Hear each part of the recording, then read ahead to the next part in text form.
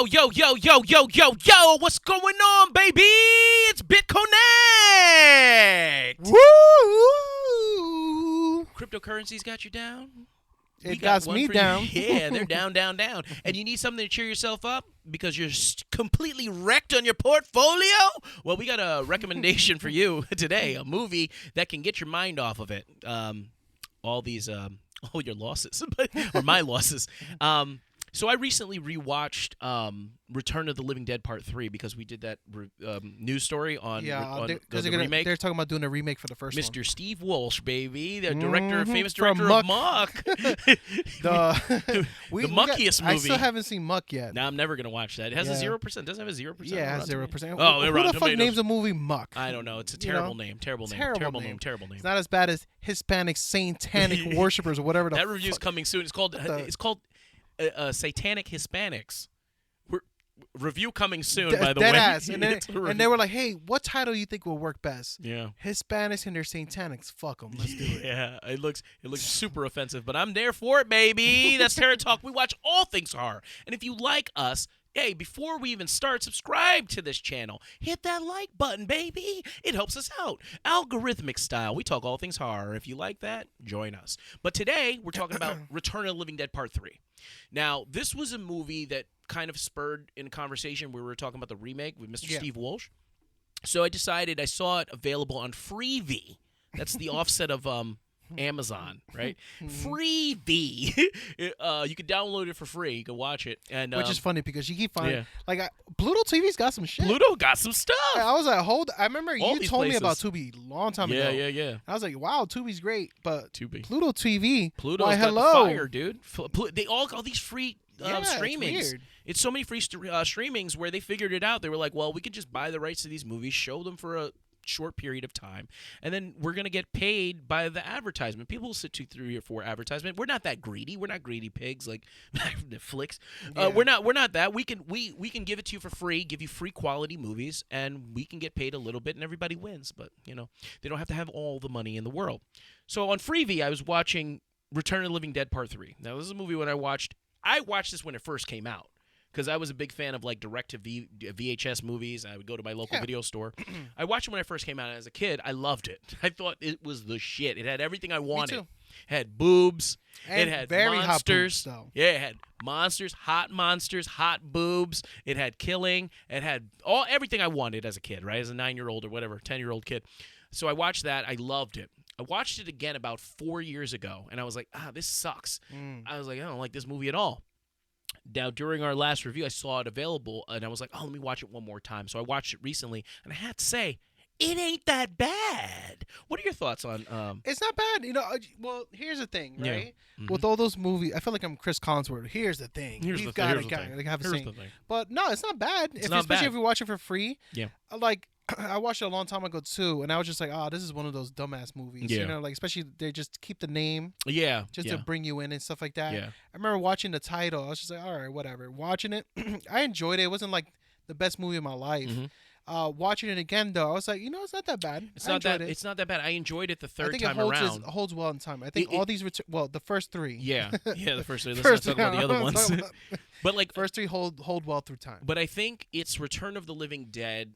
The problem with it is that it's attached to Return of the Living Dead franchise. Yeah. Return of the Living Dead 1 and even Part 2, they're not devoid of joy. They're in a sense having a lot of fun with the tropes of the Living Dead franchise. They're having fun with zombies. They talk, they run, they're smart. Like it's fun. It's kind of like a fun, comfortable movie to watch. Like both of them, even the second one.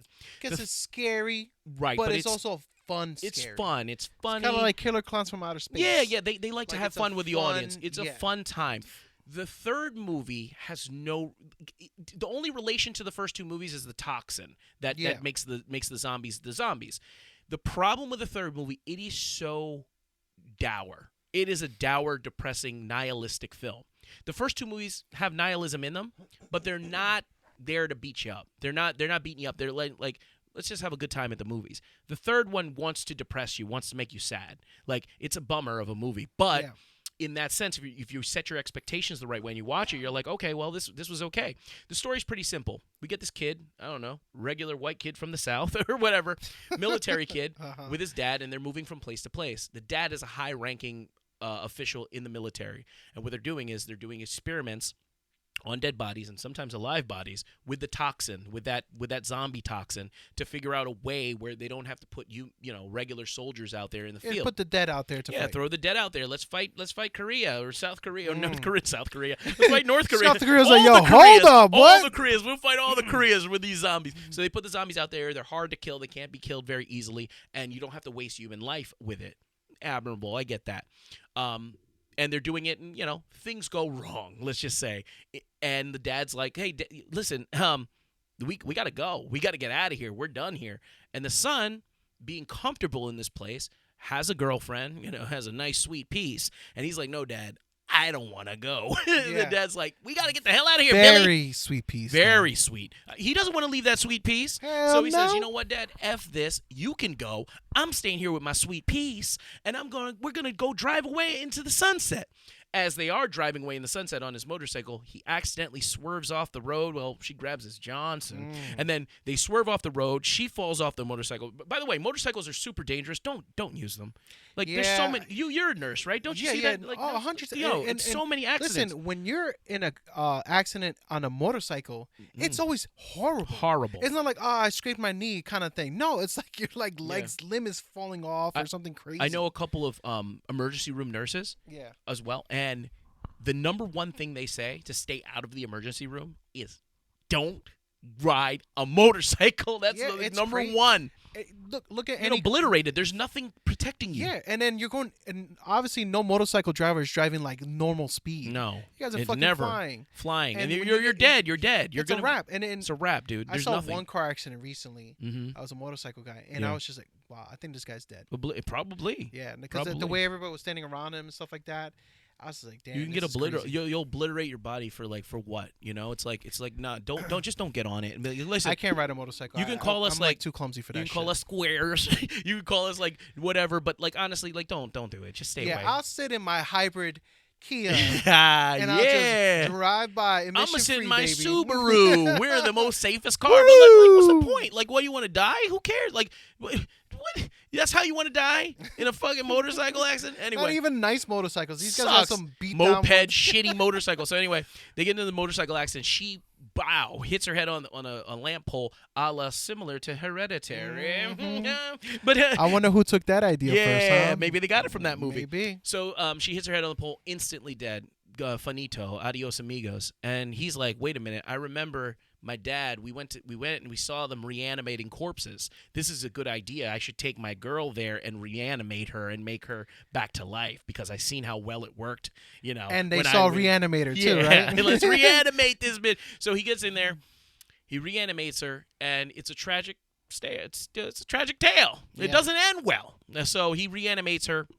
She becomes kind of like a zombie, a zombie hybrid creature. A hot zombie. She gets hot. She gets hotter when she becomes a zombie. Which is crazy, right? Yeah. You're like, wait, let's make this zombie hotter. Yeah, they made her hotter. Like so immediately. Well, not immediately, but so what the problem with her is that she's constantly hungry. So she's eating stuff, but she can't keep down anything. And she's hungry for brains. Because we know she's a zombie. Hungry for brains. Well, no, not necessarily. In this movie, it kind of deviates from the brain stuff. Oh. It does, because the first two movies strictly she's brains, like, I need brains, a brains. Snickers. Brains. Yeah, right. It's all brains. I need the veiny Snickers. But it's like it's brains.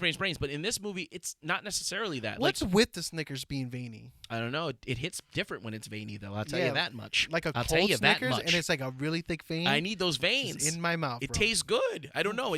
For me, I need them.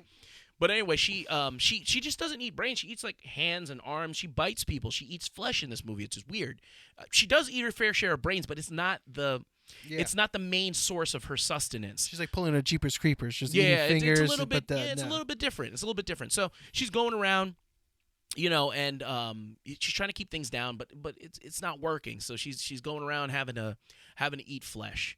And part of the way she doesn't want to eat the flesh, but part of the way she suppresses it. Now this is where she becomes super hot. If you know the picture and everything of the main poster of the movie. So the way she figures out that halfway through the movie that the way she can stop her pain or the pain of hunger is if she inflicts actual pain on her body. So you see her, she takes off her shirt, she pulls out them titties, and then she starts she pierces her nipples, she puts glass in her head, she puts glass in between her fingers, so it's constant pain going through her body. But that pain suppresses her hunger. Of all things, right? Why did she pierce her belly button? She pierced her titties because that's the sensitive part. Let's go, baby. Ah. Yeah, so she's walking around, titties out, hanging out, doing all this stuff. They get in contact with a local Spanish gang, which is really super. It's super offensive. By the way, it's super offensive the way they portray the Spanish gang. And it's with every single stereotype. It's hey, SA. I'm oh no, what? Here no, it was 1995 or something. Stuff like that. Yeah, with a bandana and stuff, and they're super violent minorities, right? Let's get the minorities to be either super violent or homeless or they don't treat minorities well in this movie anyway, by the way, horribly, but that's beside the point. So then they do all that stuff, hilarity ensues, and it ends on a pretty dour, sad note. It's a sad movie, and it just kind of leaves you hanging there with no recourse. But besides the point, the reason why I like this movie, besides being kind of a more serious effect on it, the main reason I liked it, and when I rewatched it and my appreciation came from it, was the practical effects. Yeah, because it keeps true to the name of Return of the Living Dead. The practical effects are really, really good. There's a scene where the Asian, another stereotype, the Asian store clerk gets murdered by one of the gang members, one of the Spanish gang members, and she starts chowing down on his brains and everything like that. He turns into a zombie as well. The makeup effects on that, they gave me chills when I looked at it. They're really, really good. They're uncanny. They're a little uncanny, The Thing, that kind of stuff. I'm not comparing it to The Thing. Calm down. But it is that weird 80s aesthetic where it feels it's real good. And uncanny. It's good. Now, let me tell you something. I was talking to a coworker about this. You were. The way they portray zombies, especially for dead bodies, the color, it's legit, man. It's legit? Yeah, for white people, I will say. It's pretty legit. Cool. But yeah, it's really good. That's the thing about all the Return of the Living Dead movies. Well, the first three. The practical effects is so well done. And I think it does justice for the movie. You know what I mean? It just feels not too phony or fake. You know what I'm trying to say? Yeah. Versus what CGI usually does. Yeah, CGI sucks. It's Return of the Living Dead 4 and on is just garbage. It's garbage. Just crazy. There's a karate fight scene in where? Necropolis, I think it is. Oh shit! They actually did karate fighting with the zombies. That's not good. And I'm like, what the fuck is this? Bullshit. That's what it is. But the practical fix mixed with the more depressing storyline, it's not that bad. I would recommend you checking it out if you like the first two movies. If you like zombie movies in general. This is on the better half of zombie movies because there's a million zombie movies. What would you pick? A better half. Would you pick 3 or 2? 3. I watched them both recently. Yeah, you know what it is? Better than 2. Yeah. Listen, 1 is the best. Well, it's classic. It's classic. It's the great. One of my favorite zombie movies of all time. Me too. Easily. Mm-hmm. I wouldn't even pick any other movie. But when you watch 2, I don't know, that new story it kills it for me. You know what I mean? And it's just it's more goofy. The zombies are good and everything like that. Yeah. But I would say I would put 3 over 2. Me too, just because. Me too. Rewatching it again, I already know 2 by heart. You know what I mean? Yeah. So I'm like, you know what? I rewatched both of them recently. I would say 3 and 2 on the same level. Yeah, but I would say 3 slightly better. And they're different though, because 2 is a lot more goofy and a lot more funny. But 3 is a lot more depressing and sad. So it depends on your cup of tea. I think when I watched it 4 years ago, I just wasn't. I wasn't into it at that time. I wasn't in the mood. You weren't in the right mood. Yeah. You got to be in the mood for this movie because this movie is a mean one. It's mean. There is no savior. There's no happiness. It's devoid of any type of joy. It really doesn't put you through the ringer like some of the other depressing horror movies, but it's clearly cemented in drama horror. It doesn't let up, and there is no solution. So you go through it, and it just kind of feels, like I said, it's nihilism. But, if you like all things horror and you're watching this channel, nihilism is your cup of tea. And that movie's not too bad, to watch either. When I watched it, I was just like, all right, there's rough scenes, but I'm just like, all right, this is okay. It's just a meaner movie. If you've seen a Hellraiser movie, you're okay. It's a meaner movie. I would say okay, so another movie like that is these are not the same, but I want to give you the same flavoring. Nope. The Collector. Nope. The Collector is a very mean and aggressive movie, right? This movie is not aggressive like the Collector, but it's very mean to its characters. Like it doesn't treat its main characters very well. It punishes them, and it's like it's not a punishing film, but it's it leaves you dour. It leaves you like that's kind of a bummer. But from all the practical standpoints, from the effects, from the technical parts, to the flow of the film, to the pacing, and even some of the acting, I think it was good. Can I talk to you for a quick second, though? Her boyfriend is trash. He's an asshole. He's trash, bro. He fucking sucks. He sucks. That's like one thing. You know what it is? That's why she's on the cover of the fucking movie. Yeah. He's an asshole. He sucks. You can do so much better than that. Yeah, yeah. He was so terrible. He was so trash. He goes, I felt the dad was like good guy too. Dad was okay. I was like, with this asshole of a son, I'm like, I think he knew, like, hey, bro. The son should never, could never. The dad was like, I know my son. He's an asshole. She was such a hot chick, like, and cool. Like, what the hell were you doing with this goober? He was a fucking goober. Like, he brings her back to life, right?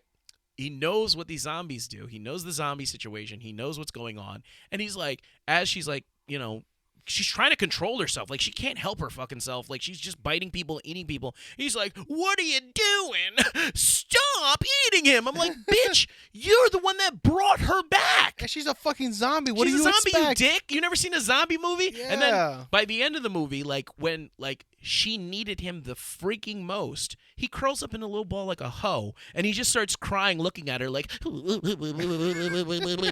was just like, oh no, fuck this guy. That guy ain't shit. Like, that guy sucked. Like, he was the worst representation of all men.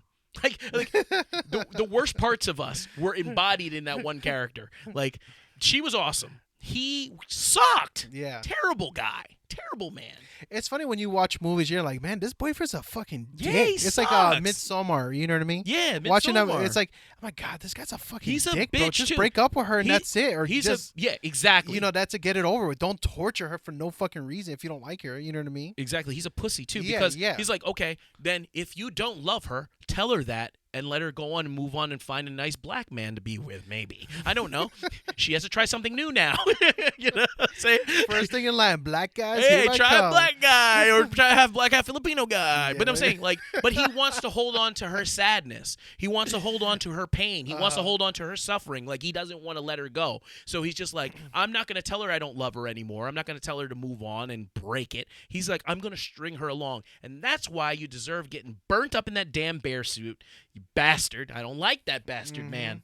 So many bad guys in movies. Well, everybody loved that scene too when he got fucking burned up. Awesome. I have a T-shirt. Yeah. I have a T-shirt with him getting burned. Yeah, nice. Yeah. I have it. It's dirty. I was gonna wear it today, but it's dirty. I have him getting burned in that scene. Fuck that guy. Fuck that guy. From the beginning of the movie, I was just like, this guy sucks. Excuse me, Florence Pugh. Florence Pugh. Why don't you try some minorities? Why don't you wait till Oppenheimer for your sex scene, right? Yeah. Try somebody else. You try the same guy. You got your type. A lot of times you try a guy that's your type. And you think it's your type, it might not be. You got to branch off and try something different. You got to try the heavy set guys too. You know what I mean? Hey, try a big guy, man. Yeah. They take care of you. Try a big boy. Try a big boy. Try a big boy with some money. You know what I'm saying? Listen, they're not gonna go anywhere. All they're going to is the fridge. But anyway, Return of the Living Dead 3. What did you think of the movie? Let us know in the comments below. Do you like it? Is it something that you revisited recently, or did you change your mind about it? Where would you rank it in the Return of the Living Dead series? Is it worthy of successor? And do you agree Return of the Living Dead 3 over 2? Let us know in the comments. Let us know in the comments. But that was Terror Talk. We're Terror Talk with a 3 instead of an E. We talk all things terror. We talk all things horror. We dig it up the crates, baby. 80s, 90s, 70s, whatever kind of movie you want to talk about. Let us know in the comments below. If you like this video, like it, share it, subscribe, hit that bell notification, follow us on Instagram, follow us on TikTok for stupid memes, and we'll see you on the next one. Boom!